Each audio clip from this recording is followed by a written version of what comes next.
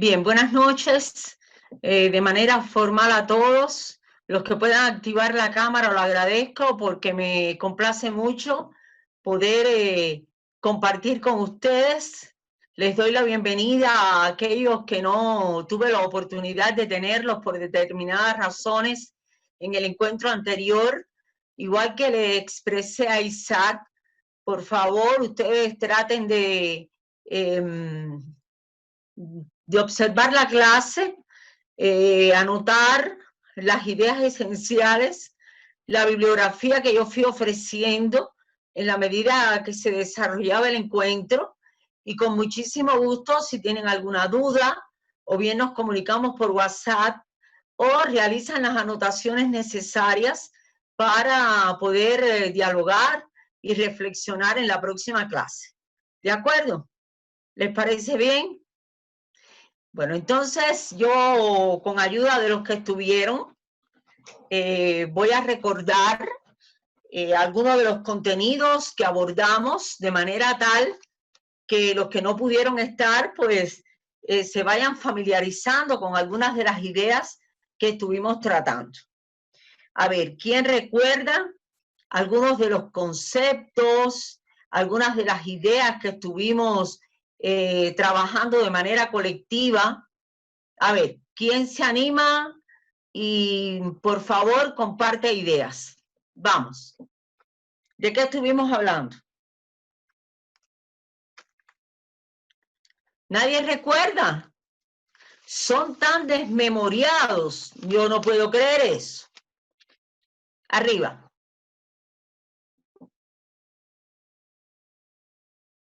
¿Vamos?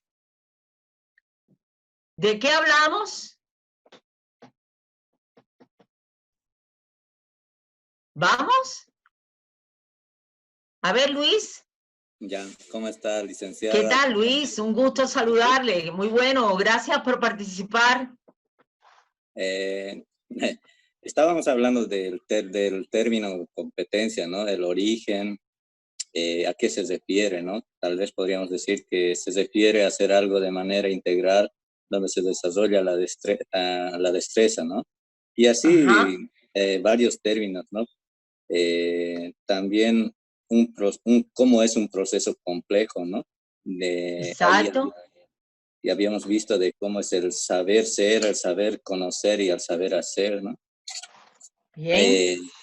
Luego también hemos hablado del objetivo, ¿no? Que decía que era analizar la evolución del concepto. Y lo hemos evaluado, ¿no? A través de la historia, ¿no? Como a través del tiempo, ¿no? Un pequeño, ¿cómo se dice? Sí, bueno, los antecedentes, ¿verdad? Sí. Ya luego, a ver, ¿qué más? A ver, voy a dejar que mis demás compañeros participen, ¿no? Así mismo, hace muy bien en otorgar usted mismo la palabra a otros. Así es como se hace. Vamos, arriba. Miren que Luis fue el que inició hoy nuestro diálogo. A ver, ¿quién sigue? ¿Qué concepto estuvimos trabajando? Para que Isaac vaya anotando. ¿Gabriela no se ha incorporado? Shirley, ¿usted estuvo en la clase anterior? ¿No? Bueno, pues ya usted también va tomando nota seguro, ¿verdad? Sí, buenas noches, licenciada. No pude estar la anterior clase por algunos asuntos familiares, pero ya... No se preocupe, no se preocupe. Es bienvenida, es un gusto tenerla y cualquier duda ya usted sabe, el martes la podemos aclarar. A ver, gracias, ¿qué concepto trabajamos? ¿Qué concepto? A ver, Jonathan, ya se dispuso. Muy bien, vamos. La evaluación, doctora. Muy bien, estuvimos trabajando el concepto evaluación. Muy bien. ¿A qué idea llegamos? ¿Qué es la evaluación? Que es un proceso que va más allá del proceso de enseñanza-aprendizaje, que también sirve para evaluar la calidad de algo. Con el proceso de evaluación vamos a evaluar la calidad de conocimientos que han adquirido de los maestros, los estudiantes. Muy bien, muy bien. Entonces vimos también algunas ideas del doctor Carlos Álvarez de Saya, ¿recuerdan? Que lo definía también como componentes y hablamos de las dimensiones. Hablamos también de las dimensiones. Bien, voy a ir un momentico atrás, discúlpenme. Hablamos de las dimensiones y hablamos también de categorías, de tendencias, de función. Bien, bueno, en ese sentido estábamos reflexionando de qué manera se aborda por los especialistas que estudian las competencias, la evaluación, y nos referimos al término, ¿a qué término? A ver, ¿quién lo recuerda? Fue al finalizar la clase ya. ¿Cómo dijimos que lo aludía en su libro Formación basada en competencias? Sergio Tobón, ¿cómo lo aborda él? Valoración. ¿No lo recuerda? A ver, Lisette, ¿recuerda? Bienvenida. Buenas noches, doctora. Un placer. ¿Lo asume como valoración? Muy bien, lo asume como valoración y hoy vamos a estar trabajando en ese sentido. Entonces yo había dejado una idea para que ustedes reflexionaran y tomaran partido, es decir, defendieran su posición. A ver, Chile, usted me ayuda, puede leer ahí al final donde dice Orestes Castro afirma, ¿sería tan amable? Bien. Orestes Castro afirma: en el acto evaluativo se pone a prueba el rol del comunicador docente, el desarrollo de sus capacidades pedagógicas, en particular la perspectiva y la comunicativa. Ajá, la perceptiva, ¿verdad? Sí. Perceptiva y la comunicativa. Bien, a ver, ¿quién comenta al respecto? Vamos. ¿A qué conclusiones ustedes llegaron? ¿Cuáles fueron sus reflexiones? ¿Cuáles son sus argumentos? ¿Están de acuerdo o no? A ver, Jonathan creo que está dispuesto a conversar. Doctora, yo he consultado la bibliografía que nos ha brindado la de Comenius y he encontrado algo que me parece interesante y con esto he basado mi respuesta. Comenius nos dice que de los años 1670, o sea, más antes, ya estaba, su pensamiento sobre educación ya estaba muy avanzado para el siglo en el que ya estaban. Tenía un pensamiento muy avanzado de la enseñanza. Nos decía que si los estudiantes no aprenden, es por culpa del profesor porque no ha hallado el método o una buena estrategia o una buena relación para relacionarse con los estudiantes para poder transmitir sus conocimientos.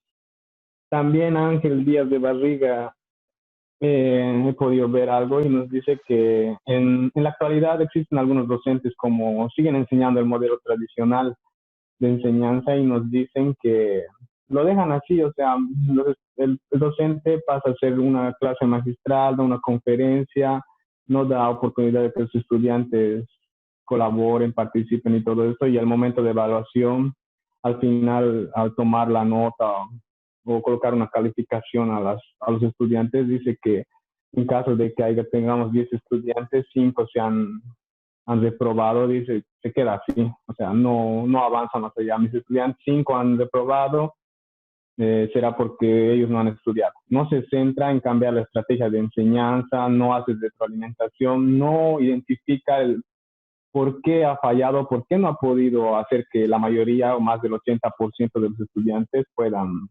aprobar o encontrar la dificultad de lo que está enseñando el docente.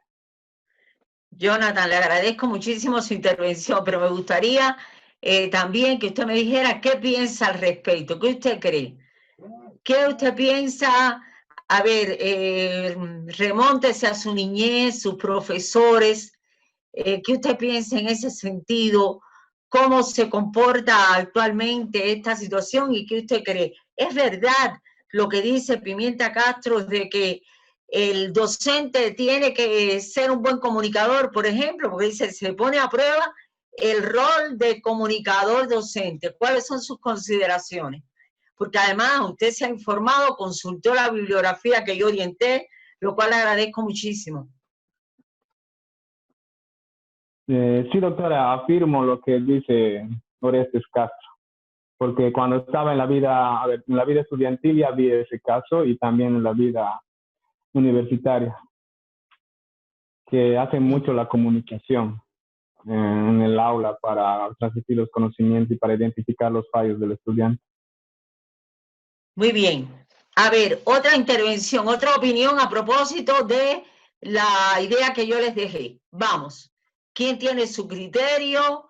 ¿Qué piensan desde su experiencia como estudiantes? Porque yo, por ejemplo, ahora yo estoy leyendo esa expresión y ustedes no saben cuántos profesores ilustres que yo tuve el privilegio de disfrutar de sus clases vienen a mi mente. Y entonces yo tengo mi idea, a ver qué ideas tienen ustedes a partir de esa experiencia. Arriba. Dicen, bueno, personalmente pienso que como cuando empieza la frase, ¿no? En el acto evaluativo se pone a prueba el rol del comunicador docente. Es verdad, porque el docente tiene que tener una buena comunicación y una buena enseñanza. Si el docente se hace entender en la clase, es más práctico, es un buen docente, el estudiante va a aprender y va a recordar a ese docente. Pero si el docente es cerrado, no tiene una buena comunicación, una buena planificación, tal vez al estudiante no le va a gustar esa materia o esa asignatura y no va a tener un buen recuerdo de ese docente. Y por tanto, en la evaluación también va a ser mala si no es un buen docente. En cambio, si el docente es bueno, pues va a tener más estudiantes aprobados. Había, no recuerdo muy bien de quién era el autor, pero decía, mientras un docente tenga mayor estudiantes aprobados, quiere decir que es un buen docente y que se hace entender. Pero si tiene menos estudiantes aprobados o mayor cantidad de reprobados, es un mal docente. Yo creo que es verdad, ¿no? Y es muy importante el rol del docente. Bueno, muchísimas gracias, Shirley, muchas gracias que se ha animado a conversar. ¿Y qué componente no puede faltar dentro de lo que es la comunicación? En esa relación profesor-estudiante. Una idea esencial dentro de la comunicación, además de lo cognitivo, ¿qué otro aspecto tenemos que valorar? Díganme lo que se les ocurra. No se inhiban. Dígame. Empatía, doctora. Muy bien, lo afectivo, la empatía. Muchas gracias, Jonathan. Efectivamente, ¿qué sucede, Shirley? Que puede ser que un profesor tenga buenos resultados, pero eso no se traduce en que sea un buen docente solamente. Un buen docente primero es una actitud ante la vida y yo diría que realmente es un rol complejo porque tiene que reunir toda una serie de cualidades y muchas veces las estrategias que se aplican no son las mejores. O sea, hay todo un conjunto de elementos, de factores que van a determinar, y dentro de ellos, por ejemplo, como señala Orestes Castro, en lo que es el proceso de evaluación, el hecho de ser un buen comunicador y que sea capaz de percibir cómo se está comportando el proceso de enseñanza-aprendizaje, resulta también significativo. Bien, agradezco mucho en esta primera parte de la clase, al igual que en la clase anterior, la participación de todos y espero que Isaac y Shirley ya se vayan apropiando de algunas ideas. Entonces, los invito de inmediato a adentrarnos en el contenido que vamos a estar analizando hoy, pero primero vamos a ver quién se anima y lee hacia dónde vamos a encaminar nuestra ruta en esta noche. A ver, Gabriela, yo creo que todavía no ha llegado a su casa. Ay, sí, sigo caminando, profe. Salí de turno. Bueno, Gabriela, sí, está bien, cuando llegue me avisa, pero alabo mucho su esfuerzo. A ver, ¿quién lee, por favor? Vamos, Lisette, ¿se anima? Sí. El objetivo es caracterizar las funciones de la evaluación, tipos y aspectos fundamentales del diseño curricular por competencias relacionados con el proceso que se estudia mediante los intercambios colectivos.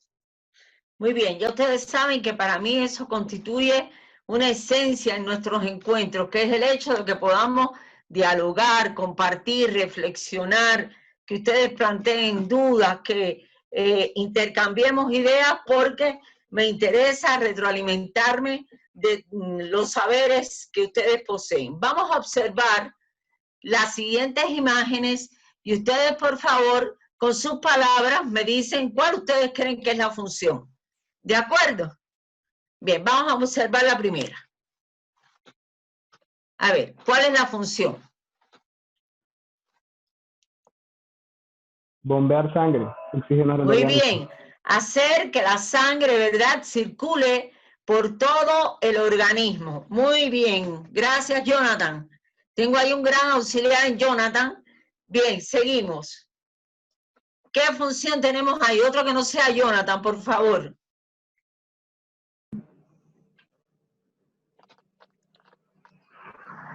Una comunicación, una reunión familiar. Una reunión familiar. ¿Y cuál es la función de la familia?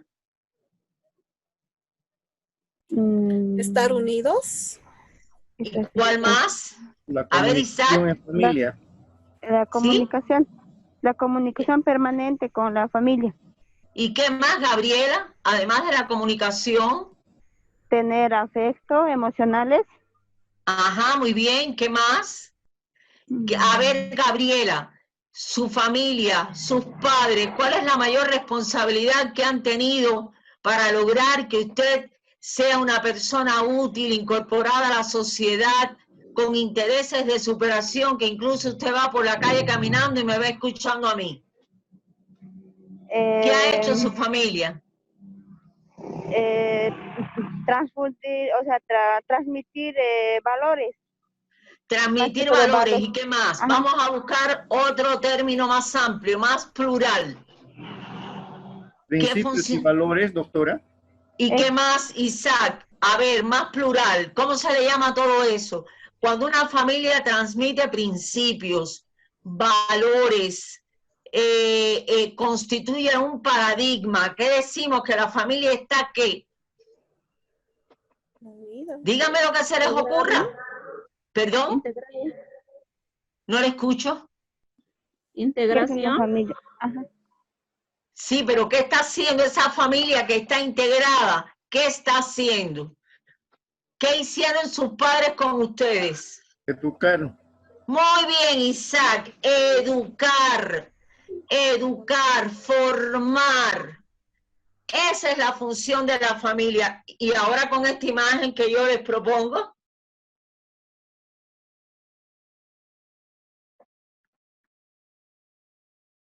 A ver, opinen. Bueno. Es un docente que está enseñando. Pero solamente el docente será un auténtico docente porque transmita conocimiento solamente. ¿Qué tiene que hacer también el docente?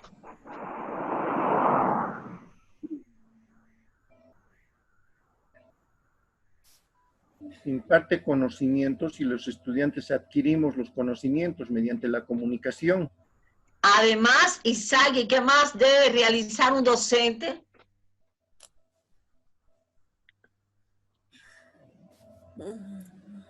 Díganme lo que ustedes crean, las palabras que acudan a sus labios. Ustedes no se inhiban y digan lo que piensan. Arriba. Vamos, Lisette, anímese, dígame algo. Conocer a los estudiantes, tal vez, Lice. Conocer, aprender también de los estudiantes, porque no solo el docente es el que enseña, sino también el docente aprende. Hay un proceso de retroalimentación, muy bien, Shirley, pero ¿qué más tiene que hacer el docente? Además de impartir conocimientos, además de establecer relaciones afectivas. Ayudar con el desarrollo de habilidades. Está bien, va a desarrollar habilidades, un concepto todavía más amplio.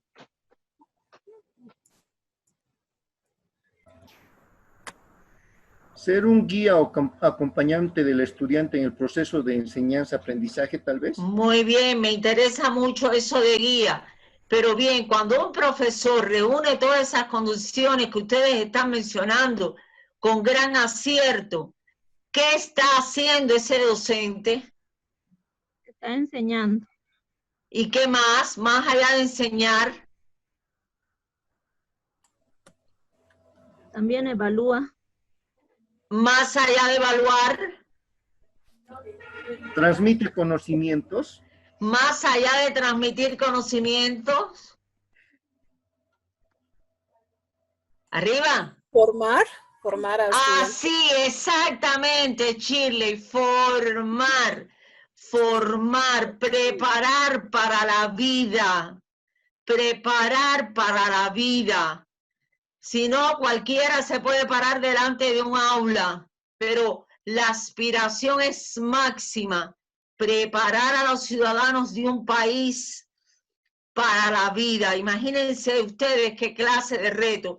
Igual que la familia que tiene la función de educar. Muy bien, entonces nosotros, ustedes dirán, la verdad que la doctora nos pregunta y nos pregunta, pero miren, logramos llegar a la esencia de lo que me interesa, porque vamos a estar hablando cómo se declaró en el objetivo de las funciones de la evaluación. Ustedes vayan leyendo y yo voy a realizar algunos comentarios y mantengo el mismo principio, la misma invitación que realicé en la clase anterior. Cualquier inquietud, ustedes hacen así y me interrumpen y me preguntan todo lo que deseen. Miren, dentro de las funciones de la evaluación, que no son pocas, hay que tener en cuenta en qué medida la evaluación nos permite acceder a lo que es la utilidad, lo valioso de los contenidos. Un docente, siempre que va a impartir una clase, debe orientar a los alumnos y el alumno tiene que ser consciente de ¿para qué me va a servir esto que yo voy a estar aprendiendo hoy? ¿De acuerdo? También mediante la evaluación se debe estimular todo lo que tiene que ver desde el punto de vista consciente con la asimilación. También va a haber una influencia desde el punto de vista educativo sobre la personalidad. Recuerden que yo había dejado una pregunta y yo les dije, piensen a ver, ¿se nace con personalidad? ¿Qué ustedes creen?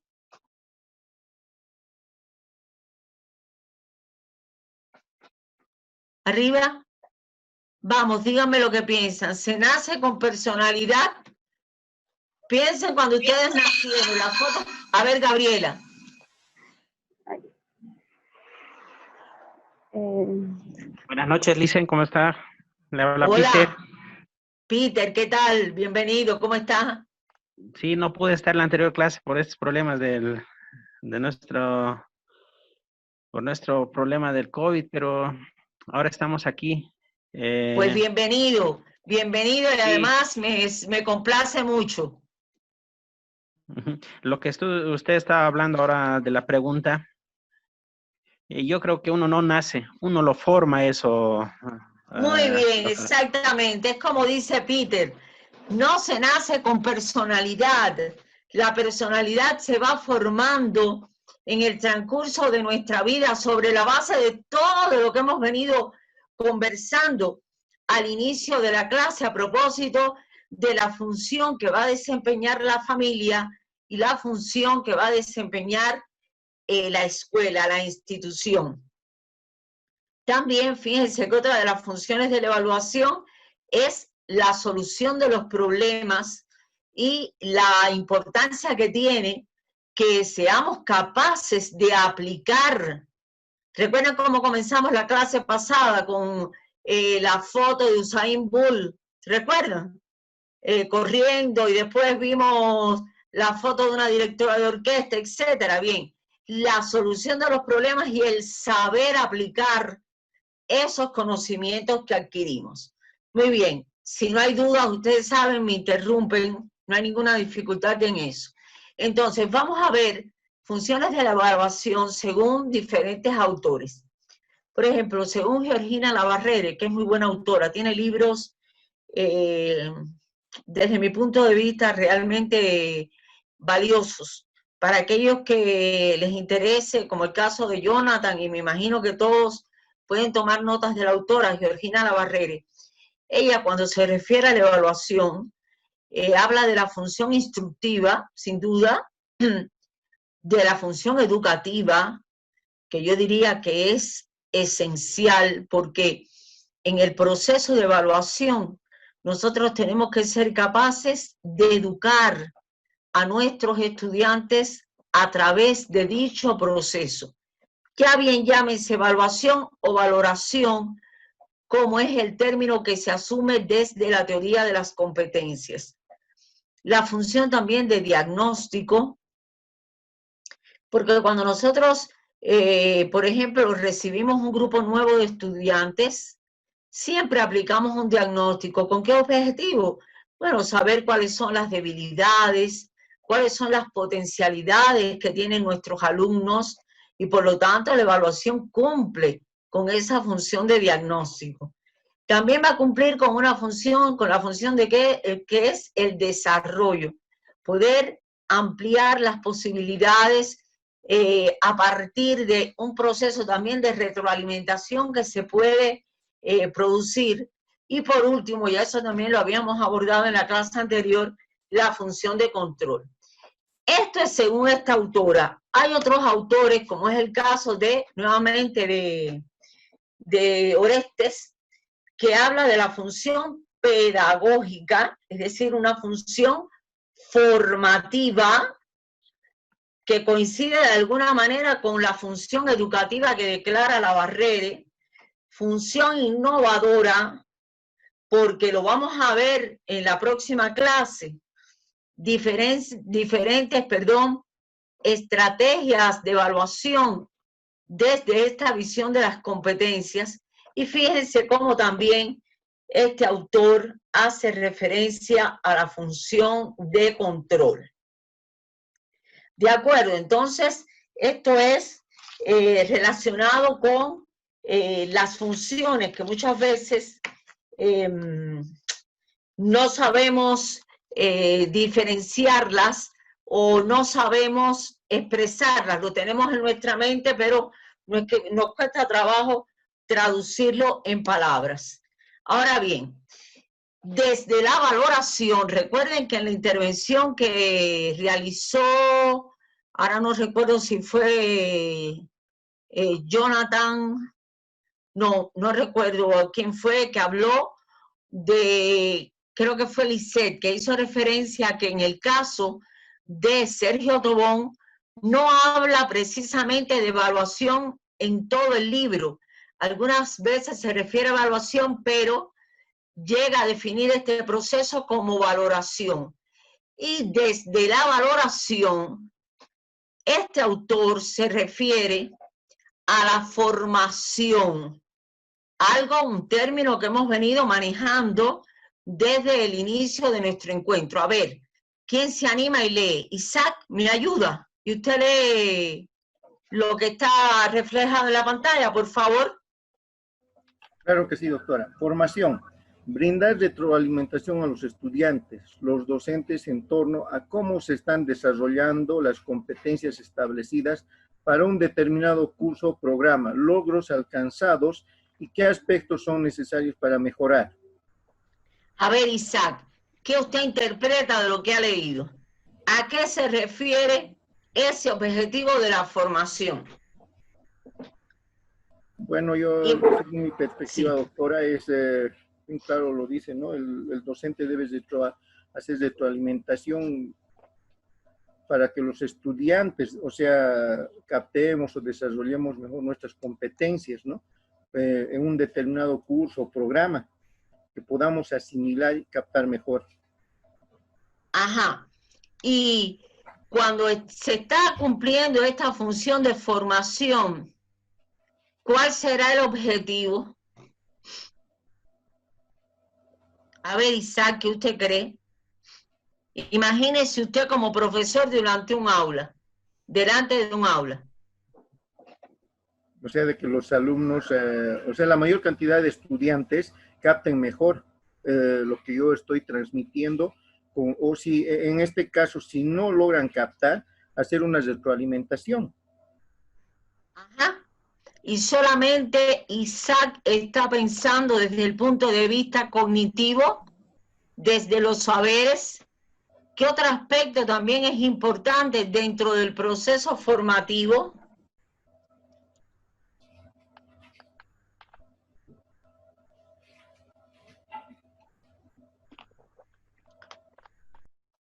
Arriba, lo que se les ocurra. Doctora, que el estudiante aprenda a desarrollar competencias para resolver los problemas que se le presentan. Muy bien, ¿y qué más, Lisette? ¿Qué más? ¿Qué es importante?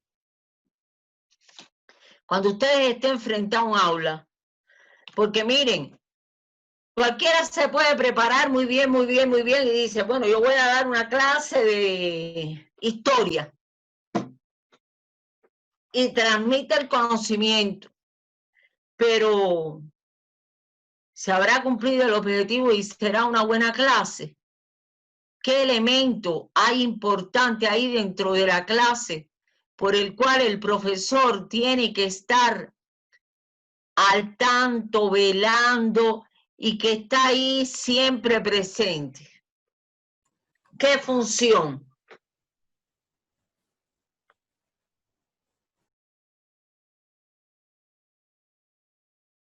Díganme lo que se les ocurra, no se inhiban de hablar. ¿Qué importa que ustedes digan algo y no sea precisamente eso? No importa, estamos conversando, estamos reflexionando. A ver, además de lo cognitivo, ¿qué es importante en una clase?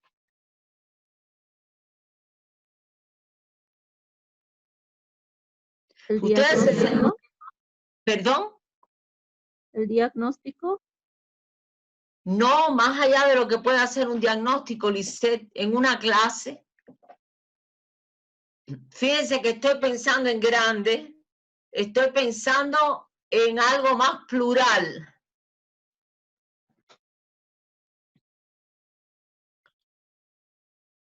Arriba. Dígame lo que se les ocurra. ¿Qué término ahí es importante? Un profesor solamente dentro del proceso formativo, ¿a qué tiene que aspirar? ¿A formar qué? Buenos profesionales, un buen estudiante. Buenos profesionales, buenos estudiantes. Esos estudiantes. No solamente en la parte profesional, sino también en la parte de un buen ser humano. Ah, muy bien, Shirley. Ahí estamos hablando ya del crecimiento personal, de lo educativo. Es esencial que todo maestro, todo docente aspire al crecimiento personal, a la formación de la personalidad, de acuerdo a ser buenas personas, buenos ciudadanos. Eso está relacionado con la formación. Y entonces fíjense cómo cuando desde la valoración se refiere al fin de la promoción, el autor aquí destaca que se relaciona con el hecho de determinar el grado de desarrollo de las competencias en un determinado curso o en un módulo para determinar en qué medida los estudiantes han asimilado y pueden ascender a otro nivel de mayor dificultad. Entonces aquí, desde la valoración, que ya ustedes saben que es convergente con el término evaluación, el autor se refiere tanto a la formación como a la promoción. Vamos entonces, si no hay preguntas, continuamos avanzando. ¿Hay alguna pregunta? Bueno, también se refiere a la certificación y a la mejora de la docencia. Cuando se habla de la certificación, se refiere al hecho de aplicar pruebas con el fin, con el objetivo de determinar si poseen determinadas, si poseen determinadas competencias. Y también esa valoración se refiere o tiene la intención de mejorar la calidad de qué, de los procesos de enseñanza-aprendizaje, es decir, mejorar los procesos didácticos, la metodología que se aplica, los programas. Cuando nosotros nos ponemos a analizar y si establecemos comparaciones con los criterios tanto de la Barrere como de Castro, como en el caso de Tobón, vemos que sin duda hay puntos de contactos. ¿De acuerdo?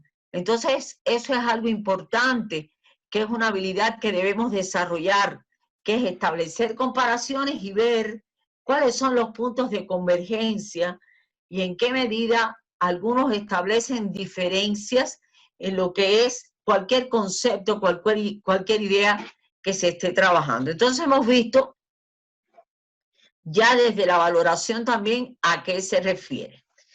Ahora vamos a ver dentro de esa valoración, recuerden que valoración es definida así por Tobón en el libro Formación basada en competencias, refiriéndose a la evaluación.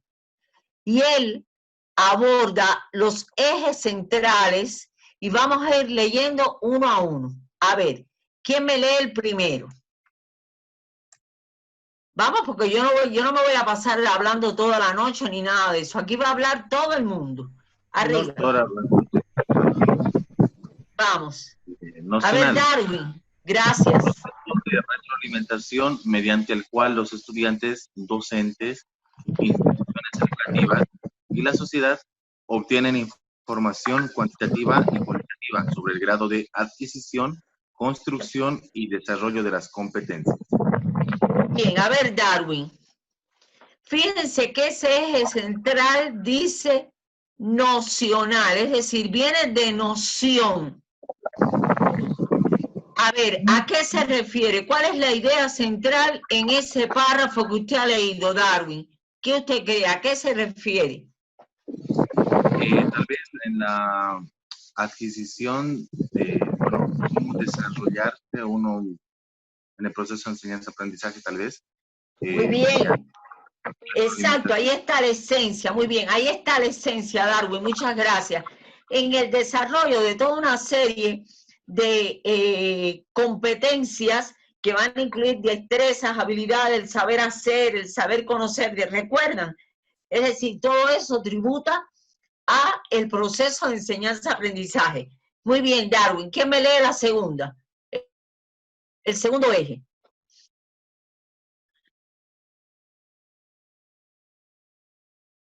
¿Vamos? Bueno, Alison, dice categorial se ubica en la formación basada en competencia. Claro, porque es la categoría que se está trabajando.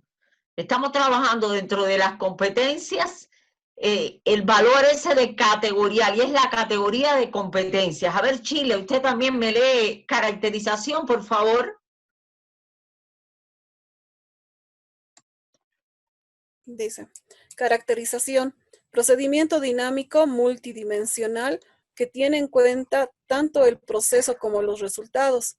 Brinda retroalimentación, tiene como guía el proyecto ético de vida, reconoce la SDP, entre otras. A ver, ¿qué usted analiza? ZDP, perdón, se refiere a la zona de desarrollo próximo, que es una de las teorías de uno de los psicólogos más reconocidos hasta la actualidad, que es el caso de Vygotsky. No sé si lo habrán oído mencionar. Vygotsky se considera el Mozart de la psicología. Mozart fue un músico clásico y murió muy joven, lo mismo que el caso de Vygotsky. Y por eso, como fueron dos talentos en diferentes, pudiéramos decir que aristas de lo que son los saberes, se habla de Vygotsky como el Mozart de la psicología. Y él hablaba de la teoría de la zona de desarrollo próximo. Es decir, que los estudiantes van a tener siempre una zona X que va a servir de punto de partida para poder ir desarrollándose e ir creciendo como personas. Entonces, en este caso, Shirley, a partir de la lectura que usted ha realizado, ¿a qué se refiere la caracterización? Con sus palabras, una interpretación. Bueno, lo que puedo argumentar es que el resultado es muy importante en el proceso de la enseñanza, como también la retroalimentación a los estudiantes. El reforzar lo que está aprendiendo, el reforzar sus conocimientos para que puedan tener un proyecto de vida, un buen resultado, una buena formación. Bien, yo quisiera que no les pasara inadvertido un término en lo que acaba de leer y comentar Shirley, que es el hecho de que dentro de las características de los ejes centrales de la valoración, el hecho de caracterizar lleva implícito guía del proyecto ético de vida. Cuando hablamos de ética, ¿de qué se está hablando? ¿Qué es la ética? ¿Cuál es un sinónimo de ética? A ver. Los valores. Los valores, la moral, tener un proyecto ético de vida. Eso caracteriza también al proceso llamado de valoración como eje central. Bien, vamos a ver lo de la exclusión. Fíjense que la exclusión radica en que se va a diferenciar de la evaluación tradicional. Cuando estamos valorando, no se va a tener en cuenta el examen, como hablábamos en la clase anterior, que se convierte en un instrumento constante, sino vamos a estudiar otras alternativas y las vamos a estar viendo el próximo martes, si Dios quiere. Después sigue la vinculación. A ver, ¿quién lee? Lisette, ¿se anima a leer, por favor? Se vincula a la sociedad del conocimiento, donde la esencia es aprender a buscar, procesar, sistematizar y evaluar la información para aplicarla de manera contextualizada. Es decir, ¿en qué medida a través de la valoración vamos a poder demostrarle al estudiante cómo esos saberes los tenemos que vincular con nuestro quehacer cotidiano y poder sistematizar y aplicarlo en nuestro contexto? Eso es algo también esencial. Y por último, dentro de estos ejes centrales de la valoración, se habla de la división. Y ahí tiene que ver tres formas de valoración, como ustedes están leyendo ahí, y que se señalan que no son procesos independientes, sino interdependientes, como es el caso de la autovaloración, que nosotros lo encontramos también en otros términos como la autoevaluación, la covaloración, que también otros autores hablan de la coevaluación, y la heterovaloración, que otros autores lo definen como heteroevaluación. ¿De acuerdo? Porque se pueden encontrar autores que lo manejan indistintamente, pero nosotros estamos realizando el estudio del proceso de evaluación desde las competencias. ¿Hasta aquí alguna duda, por favor? ¿Todo bien? Gabriela ya llegó a su destino. Qué bueno, me alegro mucho. Bien, vamos entonces ahora a referirnos a esos procesos interdependientes de la llamada valoración. ¿A qué corresponde cada uno de ellos? ¿Qué quiere decir autovaloración? ¿A qué nos referimos cuando se habla en una clase de la covaloración? Y por último, ¿qué es la heteroevaluación? A ver, ¿quién me lee? Gabriela, ¿se anima a leerme autovaloración? en la autovaloración. Quiere decir, la propia persona valora la formación de sus competencias con referencia a los propósitos de formación, criterios de desempeño, saberes esenciales y evidencias requeridas.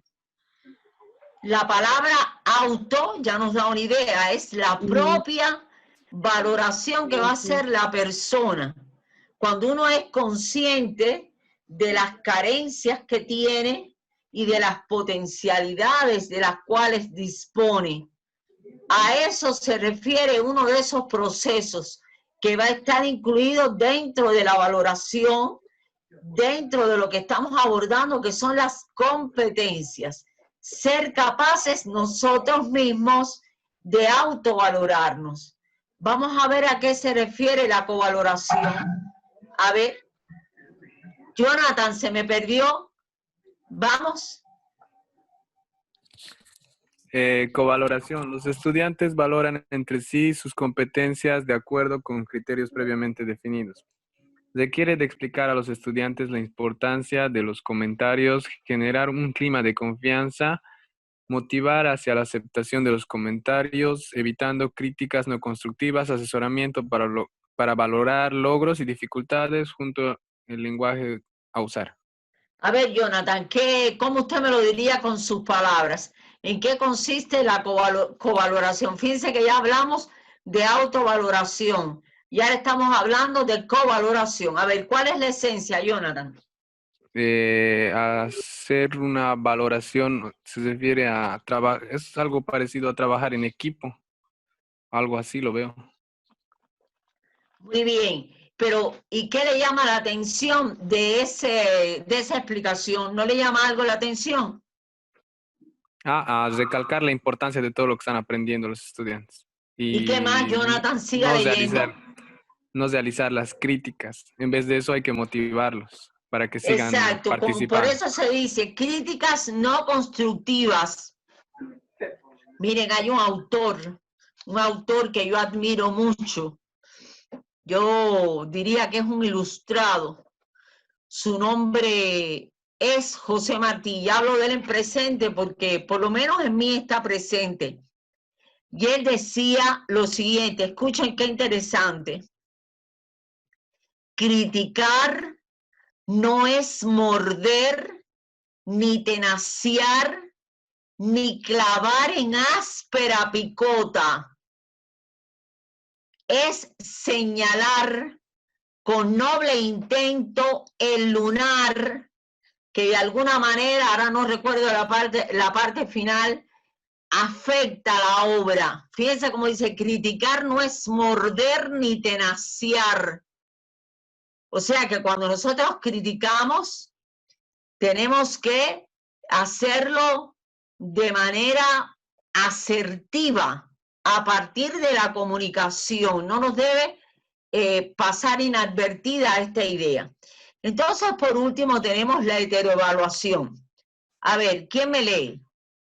Vamos, un voluntario por ahí. Arriba.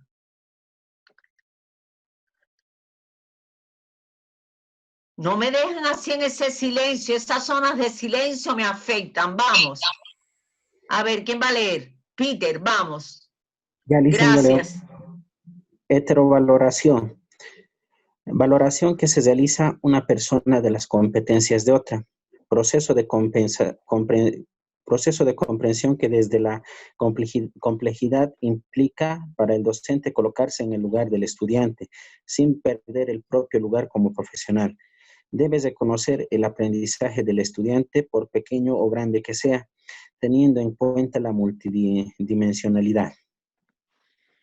A ver, ¿qué usted interpreta? Yo quisiera que todos se detuvieran también, al igual que hemos hecho en las otras definiciones en esta, porque ahí hay ideas que no les deben pasar inadvertidas desde esta intención de lo que es la heterovaloración. A ver, ¿qué idea le llama a usted la atención de manera significativa, Peter? A ver, si usted encuentra algo que realmente le resulte relevante, significativo.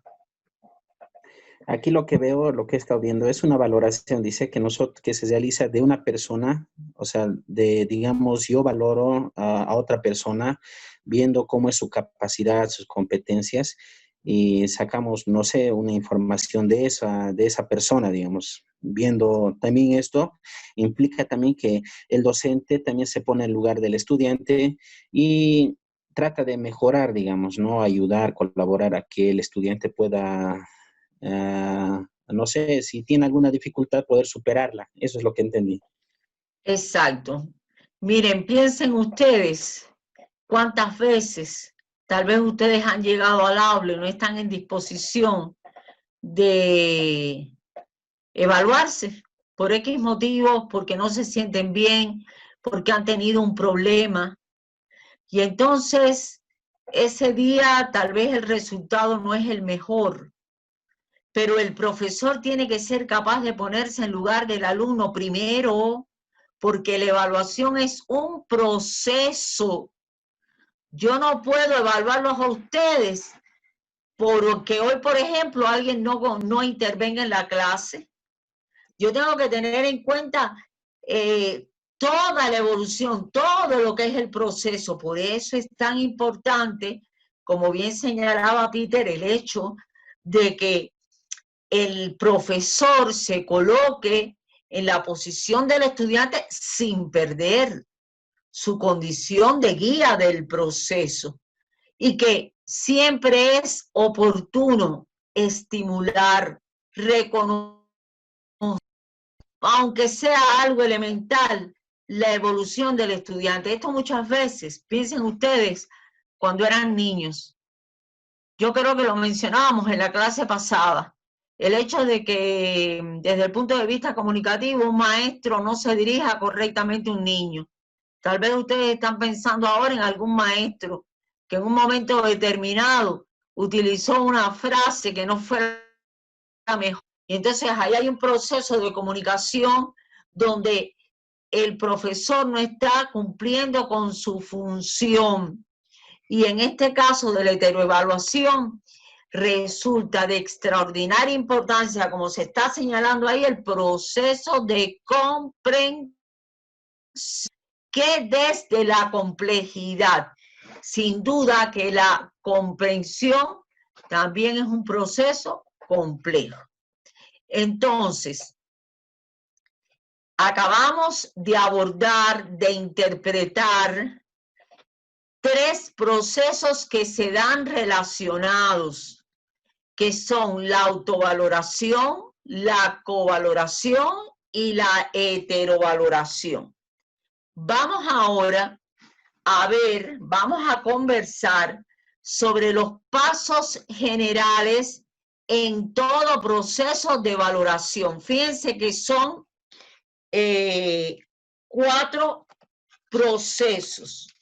Vamos a ir analizándolos uno por uno. La indagación es el primer paso. Cuando yo estoy en un aula y yo pretendo valorar un estudiante, ¿qué hago en ese proceso de indagación? Voy a obtener información sistemática para llevar un control de cómo va evolucionando ese estudiante en el desarrollo de sus competencias. ¿A partir de qué? De la aplicación de diversas estrategias. Ya después que yo he indagado con esa información que yo obtengo, yo la voy a analizar y voy a tener como sustento los criterios de desempeño, es decir, aquellos saberes esenciales, en qué medida es capaz de aplicarlo y las evidencias que se han podido recoger para llegar a conclusiones. Fíjense cómo cada uno de estos pasos se van relacionando. Ya después que yo he llegado a determinadas conclusiones, es entonces que se toman decisiones relacionadas con el aprendizaje, con la promoción, con las posibles estrategias que dentro del proceso de enseñanza-aprendizaje el docente puede estimular y motivar al alumno en ese sentido. Y por último, cuando se comparten los resultados, es que estamos hablando de la retroalimentación. Vamos a ver aquí de nuevo los tres. Autovaloración por los propios compañeros, por los docentes que se autoevalúen, que se autovaloren, la covaloración del grupo con cada compañero y la heterovaloración del docente con cada estudiante. Por lo tanto, aquí tenemos pasos generales. Por favor, ténganlo en cuenta, al igual que lo que hemos hablado de la covaloración, la autovaloración y la heterovaloración. Esos pasos son indagación, análisis, decisión y retroalimentación. Ahora vamos a detener la mirada. Fíjense, le estoy dando ya bibliografía para que vayan anotando. Por favor, con páginas específicas y todo. Vamos a ver la valoración de los saberes, pero en esta primera oportunidad desde el saber ser, es decir, ese saber que va a incluir, que va a integrar valores, comportamientos, normas, actitudes. A ver, ¿quién me lo lee? Para comentarlo, arriba. ¿Quién me ayuda? ¿Gabriela? ¿Se anima? Valoración de los saberes específicos, saberes ser, valores, actitudes y normas. Orientar a los estudiantes para que se autovaloren. Valorar instrumentos y estrategias efectivos, motivacionales de los estudiantes, observando sus comportamientos en actividades y realizar anotaciones al respecto. Realizar actividades, ejemplos, sociodramas, representaciones escénicas. Bien, a ver, Gabriela, ¿qué le llama la atención? ¿Qué palabras serían claves para usted aquí en esta diapositiva? Cuando estamos valorando o evaluando el saber ser, ¿qué palabras resulta ahí o qué términos resultan esenciales para usted? Autovaloren, o sea, cada estudiante debería autovalorarse en sí, ¿no? Como persona, digamos, como estudiante. Muy bien, como persona, a partir de sus valores, de sus actitudes. ¿Y de qué estrategias se hablan ahí? Estrategias afectivas, dentro de lo que es afectivas y motivacionales. Motivacionales, porque están relacionadas también con el comportamiento y se sugiere que se apliquen, por ejemplo, representaciones escénicas, o sea, acciones, actividades que estimulen lo que es el diálogo, compartir. Vamos a ver ahora esta valoración de los saberes específicos, pero desde el saber conocer, es decir, desde lo cognitivo, desde conceptos, desde categorías. A ver, ¿quién se anima y quién lee? Para interpretar, vamos. Isaac, ¿se anima? Claro que sí, doctora. Muchas gracias. Aplicación de test de falso verdadero, opción múltiple para comprobar conocimientos mínimos requeridos. En lo referido a instrumentos cognitivos debe buscarse que los estudiantes, ya no puedo ver, doctora, porque ahí está, sugerirle que no repitan literalmente las definiciones, invitarlos a parágrafos, debe ser. Parafrasear. Parafrasear. Conocer estrategias cognitivas, como por ejemplo, mapas conceptuales, y luego, no sé, aquí, y conceptual también. Cartografía. Aplicación de pruebas objetivas que examinen el comportamiento de la, bueno, de las habilidades. De las habilidades de pensamiento en la solución de problemas, la observación en el, bueno, no llego ahí, conducta en verbal, el aula. En el aula, conducta verbal y extraverbal. Los instrumentos cognitivos y las habilidades de pensamiento pueden valorarse mediante la construcción de ensayos, artículos, monografías, informes y resumen. A ver, yo voy a realizar algunos comentarios porque me interesa compartir estas ideas con ustedes, socializarlas. Miren, a mí particularmente no me gustan los test de verdadero y falso.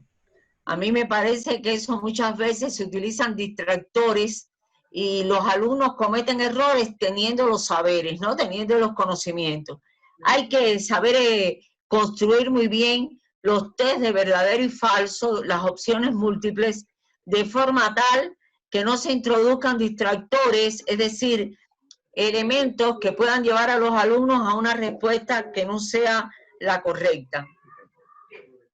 Miren cómo se habla ahí desde el punto de vista cognitivo, cuando se están aplicando evaluaciones con el objetivo de evaluar saberes que los estudiantes definan. Y es muy importante el hecho de saber parafrasear. Es decir, si yo estoy leyendo una cita textual, no repetir palabra por palabra, sino parafrasear y con mi propio vocabulario explicarle a quien sea lo que se quiere expresar. Eso es muy importante. Nosotros vamos a estar hablando de algunas estrategias cognitivas, vamos a ver si me da tiempo, que tienen que ver precisamente con las que se mencionan ahí, los mapas conceptuales, las cartografías conceptuales, etc. Es muy importante dentro de estos trabajos de valoración desde el punto de vista de los saberes, aplicar pruebas que permitan examinar lo que es el desarrollo de las habilidades del pensamiento y que también el profesor, el docente, no descuide la observación en el aula de la conducta verbal y extraverbal, es decir, la conducta no solo cuando el alumno se comunica, sino a partir de los gestos, de ese lenguaje extraverbal. Y por último, se señala aquí también que se puede recomendar o se recomienda la construcción textual. ¿De qué? De ensayos. Ensayos es realmente un tipo de texto muy comprometedor. Yo creo que para eso hay que tener determinados conocimientos, pero sí de artículos, de resúmenes, de monografías. ¿De acuerdo? Entonces vamos a pasar de inmediato a la valoración de los saberes específicos ya relacionados con los procedimientos y técnicas, es decir, con el saber hacer. Vamos a ver. Lisette, ¿me ayuda, por favor? Sí, doctora. Los procedimientos deben valorarse a partir de la manera como se ejecutan. La técnica fundamental es la prueba de ejecución complementada con otras estrategias como la observación, listas de chequeo y escalas. Para valorar los procedimientos debe partirse de criterios claros y objetivos en que se debe tener en cuenta comprensión del tipo de actividades y problemas en los cuales se aplica el procedimiento, el entendimiento y conciencia de los pasos que implica ejecutar el procedimiento, realización de los pasos de acuerdo con parámetros, uso flexible y funcional del procedimiento, corrección de errores y eficacia en el empleo de procedimientos. Muchísimas gracias a todos los que han intervenido. Miren, cuando se están evaluando entonces o valorando los saberes específicos que tienen que ver directamente con el saber hacer, fíjense cómo se habla, de los procedimientos a partir de la ejecución. Entonces, se plantea que esta debe ir acompañada de estrategias como son la observación, las escalas, las llamadas listas de chequeo. Pero también se dice que se debe partir de criterios objetivos y ahí hay que tener en cuenta qué tipo de actividad yo voy a aplicar, cuál es el problema, realmente yo estoy obrando bien desde el punto de vista de los procedimientos y los pasos, teniendo en cuenta una categoría muy importante en los tiempos que se viven, que es la flexibilidad para poder corregir errores y poder decir que yo he aplicado determinados procedimientos de manera eficaz. Son ideas importantes que se establecen por Sergio Tobón en el libro que ya les he recomendado, Formación basada en competencias. Bien, vamos entonces, ¿hasta aquí alguna pregunta, por favor? Porque todavía me faltan algunos contenidos que deseo compartir con ustedes en esta noche. Miren, vamos a hablar ahora de, dentro del diseño curricular por competencias, de relacionarlo con lo que es este proceso de evaluación. Pero a mí primero me interesa que ustedes tengan una idea de lo que es el nivel macrocurricular. Miren, el nivel macrocurricular, ¿están viendo el mouse? Tiene que ver, se relaciona directamente con lo que son los lineamientos desde el punto de vista nacional, los lineamientos de la política educativa desde el Estado. Eso es lo que es lo macro.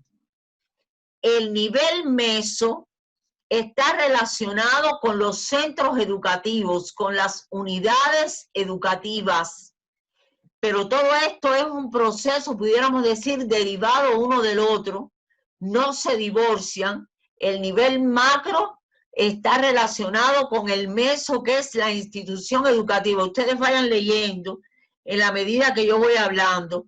Es decir, son decisiones que de manera armónica, ideas que se socializan y se comparten por los docentes en una unidad educativa, en un centro educativo. Y por supuesto, vamos a ver algunas ideas en cuanto a este nivel meso, que está relacionado con la unidad educativa, con la institución educativa, va a tener en cuenta las prescripciones desde el punto de vista curricular que se, pudiéramos decir, se establecen por el Estado, por la Nación, por el Ministerio de Educación. ¿Y qué tiene que hacerse desde ese nivel meso? Darle continuidad, adecuarlo a las condiciones de la unidad educativa para poder compartir y socializar estas ideas con el profesorado, dando determinada importancia y crédito a lo que es el régimen interno. Bien, ahora, ¿cuál va a ser el nivel micro? Ese es el nivel que tal vez nos interesa muchísimo a todos, porque es el trabajo que se desarrolla en el aula, donde los programas van a estar en consonancia con el macrocurrículo y con el mesocurrículo. Por eso yo le decía que no se divorcian, y la actividad que va a desarrollar cada profesor en el aula deben estar de acuerdo con los acuerdos que se han establecido, como dicen ahí, las directrices desde el punto de vista de la didáctica y de la pedagogía en el centro educativo. ¿Qué acciones debe contener este nivel que le corresponde a la unidad educativa? Tienen que establecerse vínculos entre las estrategias y todos los vínculos desde el punto de vista pedagógico en esa unidad.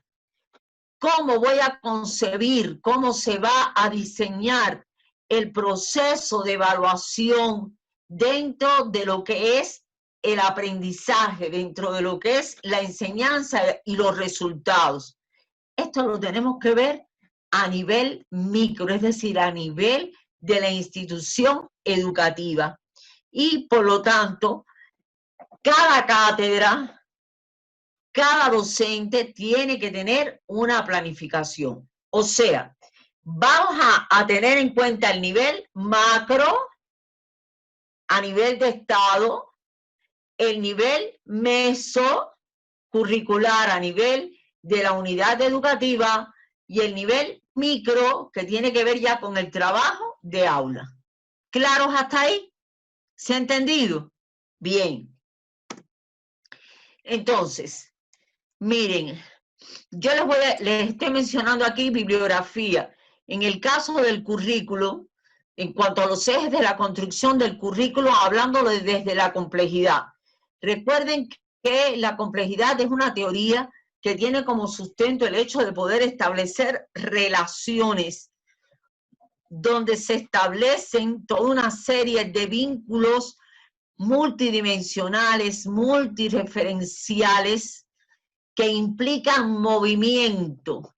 ¿De acuerdo? Entonces, en el currículo, fíjense como aquí se señala la importancia de contemplar desde la selección cultural capacidades y valores, formas de saber y formas de hacer que responden a las exigencias de la sociedad, según este autor.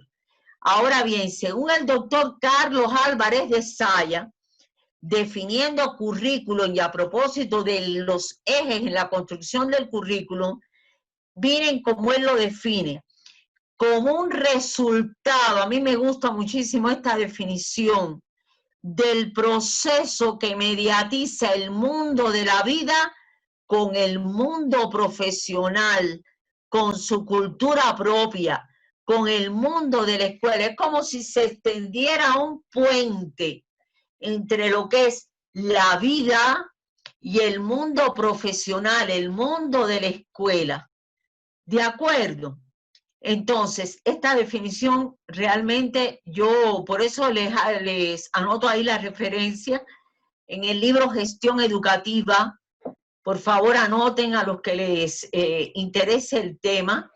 El doctor Carlos Álvarez de Saya nos hace referencia a lo que es el currículum en este texto.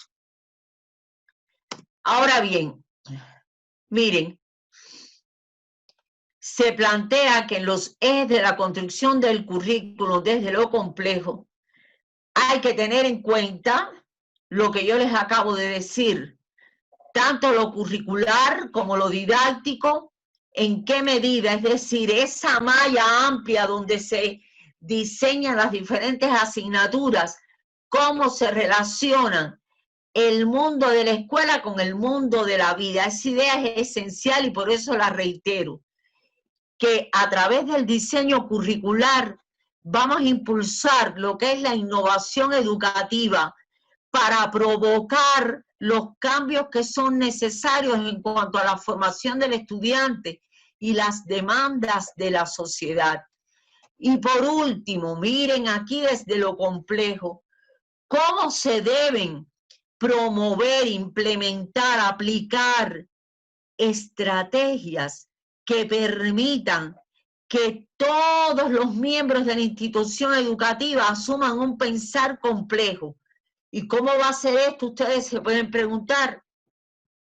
Tenemos que tener en cuenta la formación integral, la fusión de la sociedad y la autorrealización, como la formación de la competencia, donde también desempeña un papel importante la empresa. Trabajar, según los estudiosos de la competencia, desde los problemas, desde la autorreflexión, los proyectos, contextualizar el saber.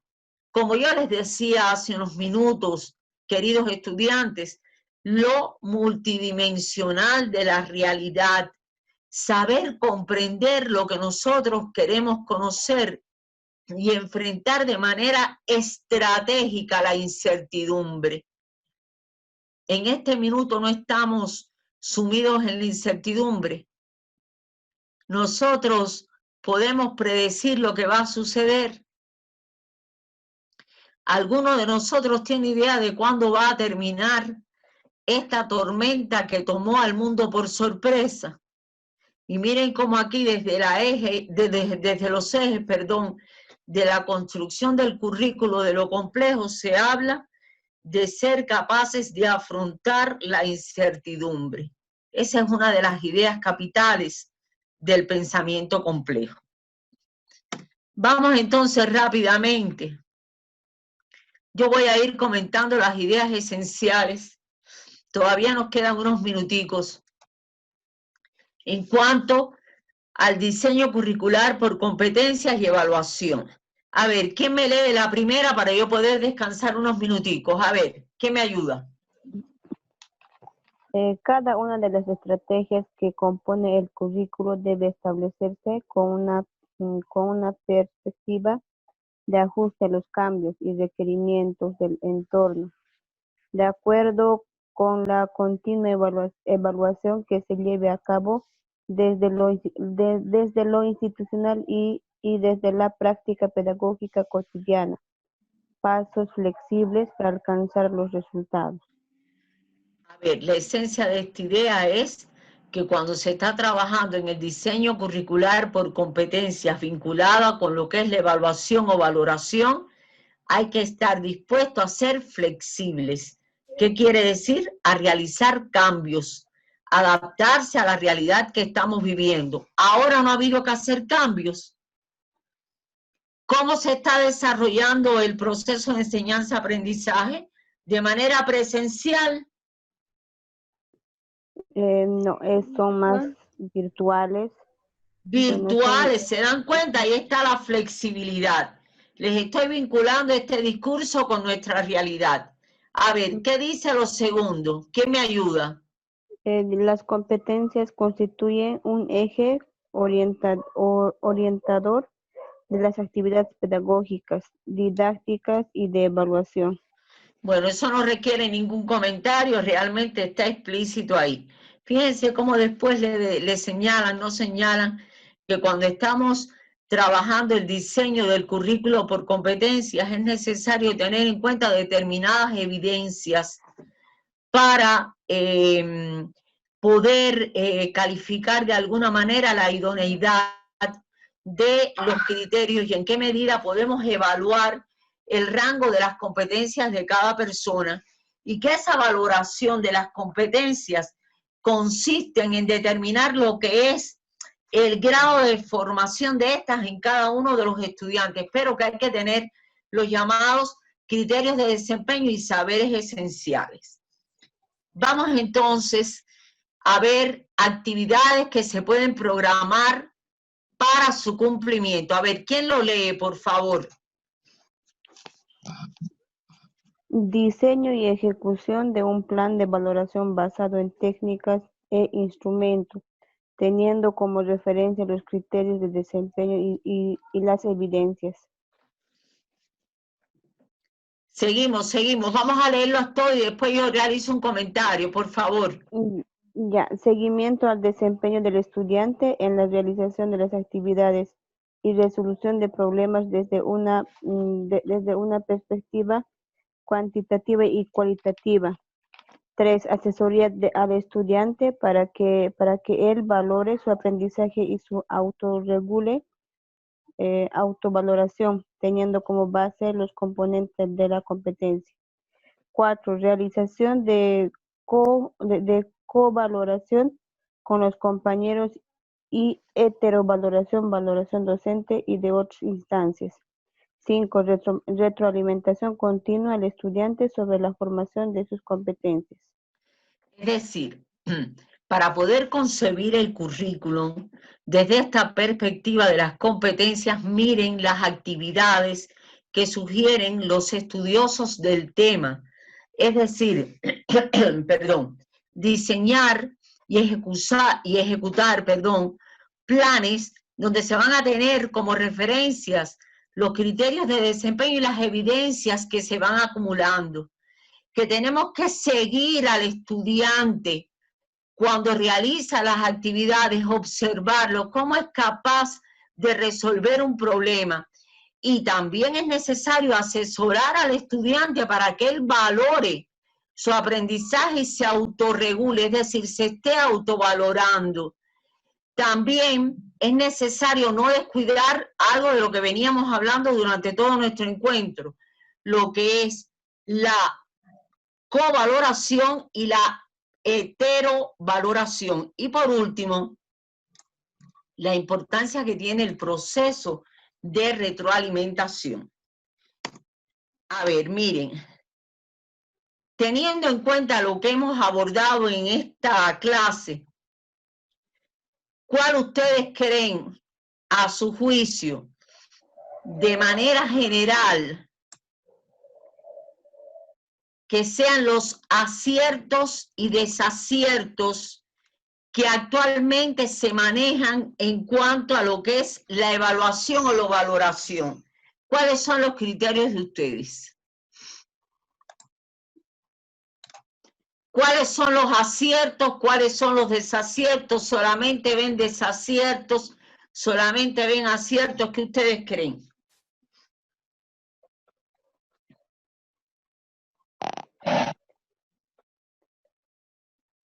A ver, ¿quién va a hablar?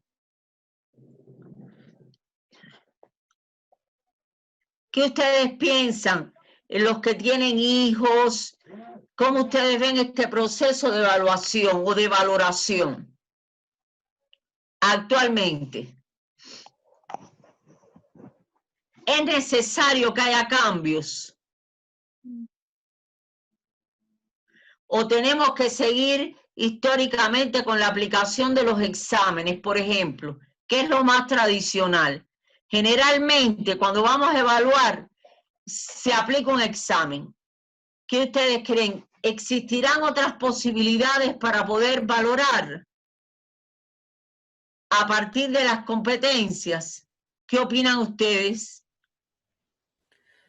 Sí, Lisa, pienso que la evaluación se realiza en todo el proceso de la enseñanza y ya el hecho de aplicarles una evaluación escrita o una evaluación oral, pienso que ya es más un formalismo que debería cambiarse. Personalmente pienso que debería cambiarse porque se pueden evaluar muchas otras actividades, otras cosas en el comportamiento del estudiante, cómo desarrolla, como decía, o sea, en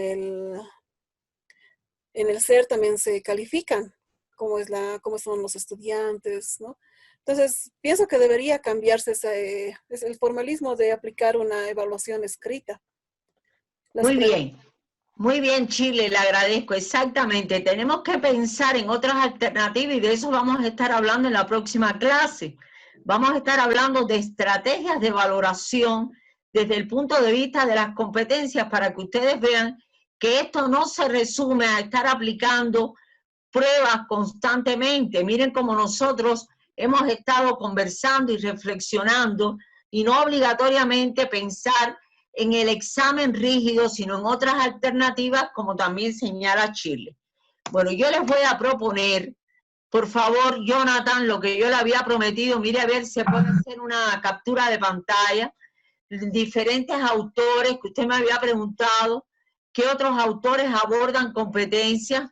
Allí está el caso de Ángel Barriga, de Jimeno Sacristán, de Pimienta Prieto, a quien yo voy a estar abordando también, y Philip Renaud, que también tiene trabajos muy interesantes que les sugiero que consulten sobre el tema de competencia, no solamente el caso de Sergio Tobón. ¿Toma notas, Jonathan?